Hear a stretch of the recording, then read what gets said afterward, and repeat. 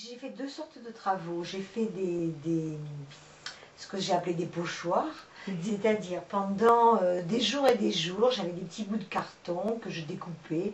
Vous voulez que je vous montre justement voilà, j'avais des petits bouts de carton que je découpais, je faisais des petits personnages, puis que ensuite, sur du papier recyclé, comme ça, je les ai appliqués et j'en ai fait des pochoirs. L'autre série, c'était des pastels.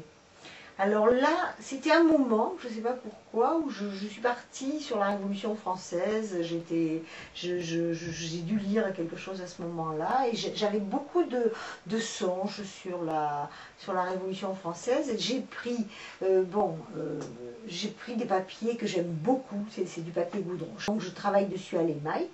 Donc j'ai commencé à dessiner des trucs de la Révolution française qui me venaient. J'ai essayé de construire un personnage d'Olympe de Gouges, des révolutionnaires, tout ça. Et puis pouf, là-dessus, le pastel sort tout seul aussi. Que je fasse du papier ou des enveloppes ou des pastels, ou bien je sais pas moi, quelque chose de plus grand, etc.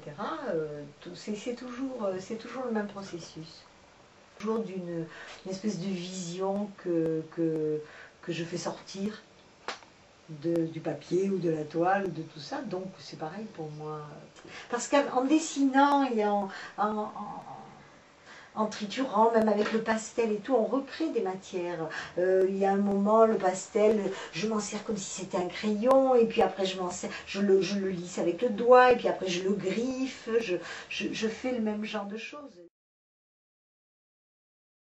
Moi je pense, enfin je sais pas, hein, moi j'ai inventé ma technique. Chaque artiste, je pense, invente sa technique.